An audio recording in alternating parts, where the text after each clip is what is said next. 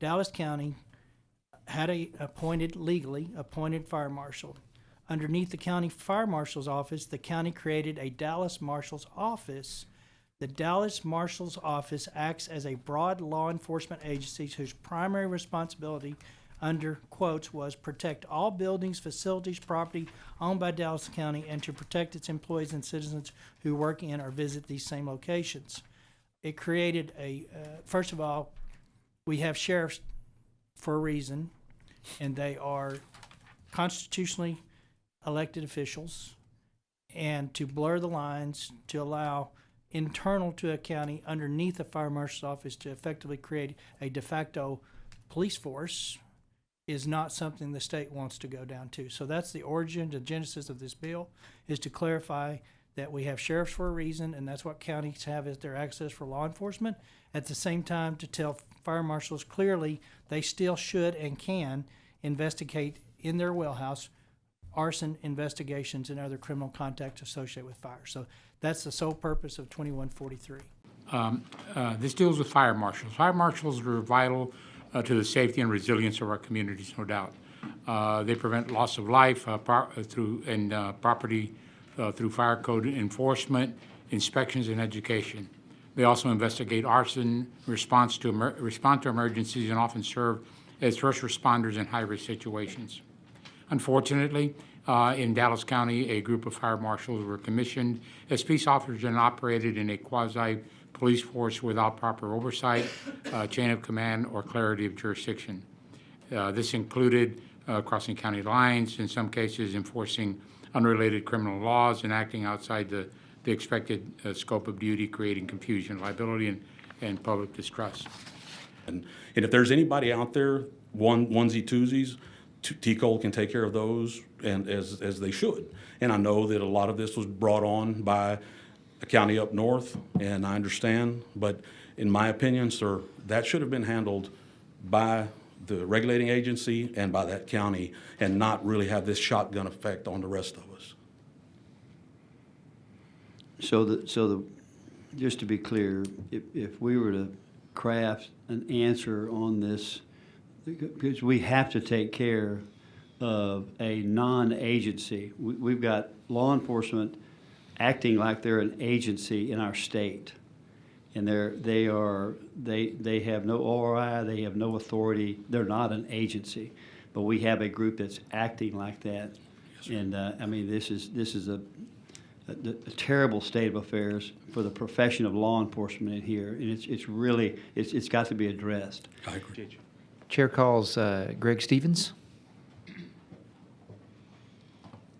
I show you registered as Greg Stevens, testifying on behalf of the Texas Commission on Law Enforcement and Neutral. Is that correct? That's correct. Go ahead. There's different classifications of agencies, because we have so many types of law enforcement agencies. There's municipal law enforcement, there's sheriff's offices, constable offices, fire marshals, there's the game wardens, there's the pharmacy board, they have peace officers, and they all have a certain type of law enforcement that they do.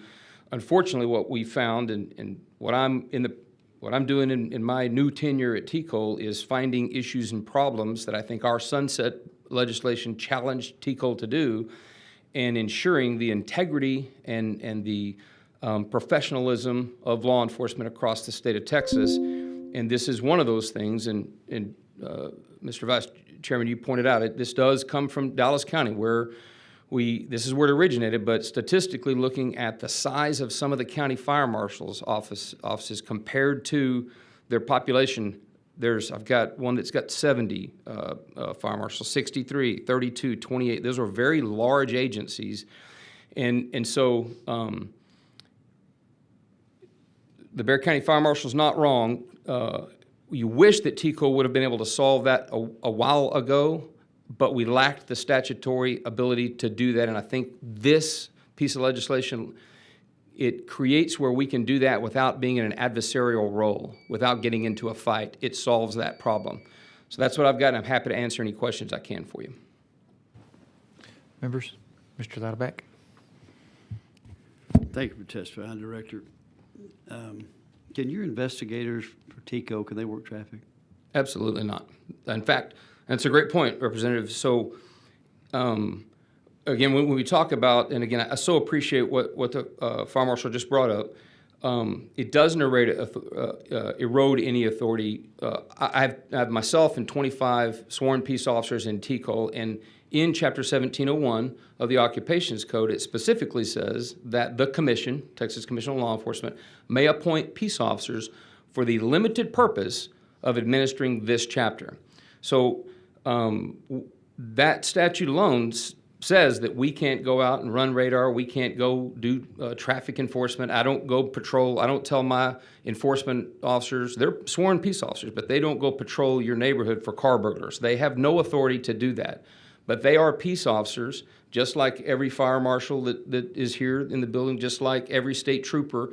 And under Article 1403 of the Code of Criminal Procedure, there's 5, 6, 7 categories where any peace officer, an attorney general's office peace officer may arrest, and here's the things they can arrest for: any offense in their review that occurs in their presence or in their review. If they come across a family violence situation, they're in the parking lot of HEB and see that a breach of the peace, they can make an arrest right there, whether they're in their county or not, across the state. Doesn't erode any of that authority. So to your point, Representative Louderback, myself included, and the 25 peace officers that work for me, they don't do anything like that. They're limited, right? They're limited by their appointment authority under Chapter 1701 of the Occupations Code, but they know that they travel the state in the job they do. And so if they happen to find themselves in Tom Green County and they have a wrong-way driver coming against them, we have state vehicles that have lights, sirens, they're well-armed. They will stop that car, and they will do everything they can do to prevent that potentially drunk driver from harming a Texas citizen or a Texas visitor, and they'll make that arrest. They'll call the local authorities to help them out in that situation. I think it allows for that. And if we need to craft that differently to make sure that that's covered, I think that's fine. But unfortunately, I think it sort of boils down to you get into parts of it where you'd hope that agencies can self-regulate, right? The Texas game wardens, they just do game warden things. They're not out patrolling for car burglars. The AG's office, their peace officers, they just do things particular to their duty. They're self-regulating. We've run into a situation where there's more than one that we found that aren't just doing fire marshal things. And so to avoid having this sort of gray area where the answer that I've got whenever I've tried to go and say, hey, you guys aren't doing, you should be doing fire marshal things. The public believes you're a fire marshal. That's what you should just do, fire marshal things. The answer is, well, it doesn't say I can't. I get back the answer, well, I can do anything I want to. Nothing that says I can't. Glenn Truby? Did I pronounce your last name right there? Truby, yep. Awesome. Okay, I show you registered as Glenn Truby, testifying on behalf of the Texas Fire Marshals Association and yourself, and against the bill. Is that correct? That is correct, All right, sir. proceed. We understand that the bill was introduced in response to actions of a single agency, and we support all the appropriate steps to address those concerns. Again, the Texas Fire Marshals agrees with the majority of the bill.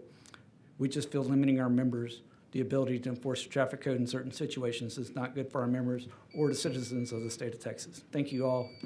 I appreciate it. Thank you for your testimony. Well, thank you, Chairman, and to my colleagues for your questions, and certainly to the witnesses for explaining their point of view. As I said in my opening remarks, we've received quite a few calls, had some good dialogue, recognizing that we've all heard it many, many times, and this may be the best example that no one hates a bad cop more than a good cop. And this is definitely that scenario.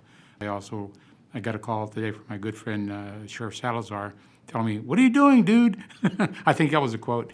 And I responded to him, well, we're trying to make sure that we fix a problem. And I realized that there was a problem in Dallas. We realized that there's got to be some fixes to it.